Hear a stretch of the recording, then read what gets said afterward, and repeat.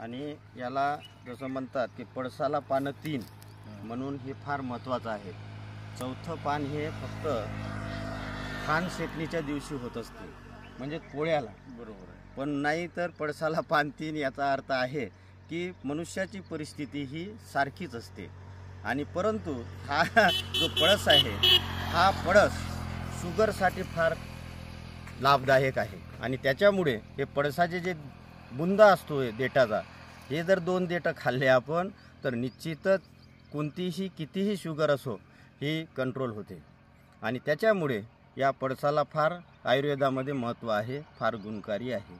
मी दररोज जवळपास 2 वर्षापासून हे पळसाचे देठं खातो आणि त्याच्यामुळे या आयुर्वेदिक औषधीच्या भरोशावर मी दररोज 2 वाट्या रस खात असतो सर। आणि त्याच्यामुळे हे कशामुळे की या पळसाच्या देठामुळे एवढा बुंदा आपण जर पेरकंडासारखा किंवा उसासारखा खायचा आहे, चोथा फेकून द्यायचा आहे।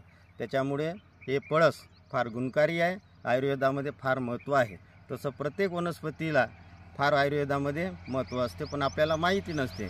म्हणून मी उत्तम केशवराव मनोहर गुरुजी टोपीवाले हे या पळसाविषयी आवर्जून तुम्हाला ही माहिती दिलेली आहे। आपण सुद्धा याचा लाभ घ्यावा। धन्यवाद।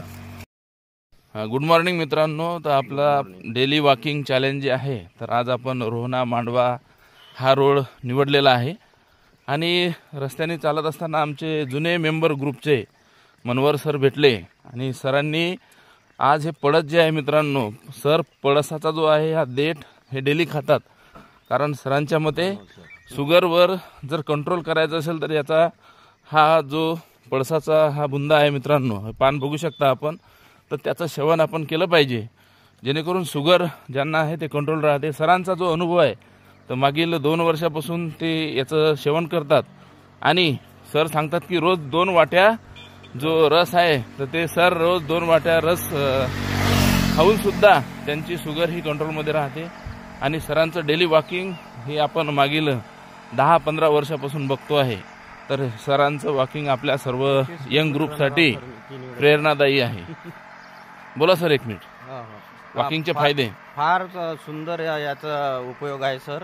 हे आयुर्वेदामध्ये पळसाला फार महत्त्वाचं आहे, तसं प्रत्येक वनस्पतीला महत्त्व आहे, परंतु आपल्याला माहिती नसतं। पण या बुंद्यापासून आपण जर समजा दररोज हे सेवन केलं तर निश्चितच शुगर किती हाय असो ही कंट्रोलमध्ये राहते। मी 2 वर्षापासून या पळसाच्या देठाचा उपयोग करतो आणि फार गोड पदार्थाचा आस्वाद घेतो। पुरणपोळीसुद्धा एक खातो मी।